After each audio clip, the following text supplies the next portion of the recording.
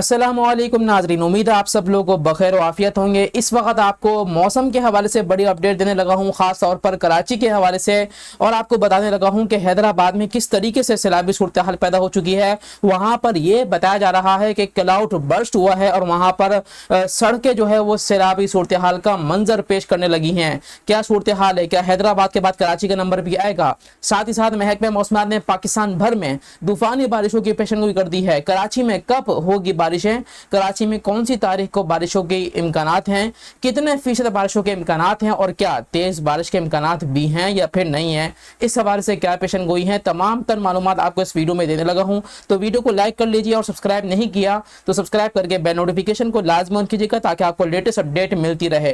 तो सबसे पहले बात करेंगे हैदराबाद में तूफानी बारिशों की। नाजरीन, पिछले एक दिन पहले, आज के दिन भी और गुज़िश्ता कल, हैदराबाद में बारिशों का जो सिलसिला है वो शुरू हुआ, लेकिन आज के दिन क्लाउड बर्स्ट जैसी सूरत हाल पैदा हो गई और हैदराबाद के अंदर मुख्तलिफ जो इलाके हैं वो ज़ेरियाब आ गए। कराची हैदराबाद की जो सड़कें हैं वो सैलाबी सूरत हाल का मंजर पेश करने लगी हैं। कुछ मनाजिर भी आपको दिखाएंगे, जैसे कि आप देख सकते हैं ये मनाजिर।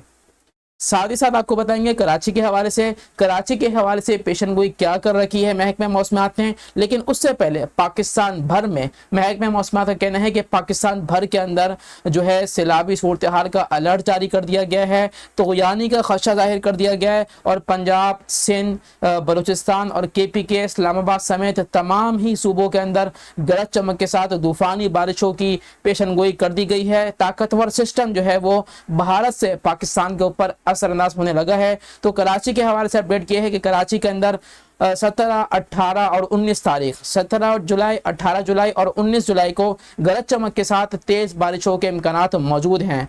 आपने मुझे कमेंट करके बताना है कि आप कराची या हैदराबाद या सिंध के कौन से इलाके से वीडियो देख रहे हैं, ताकि फ्यूचर में आपके इलाके के हवाले से भी वीडियो बनाई जा सके। शुक्रिया।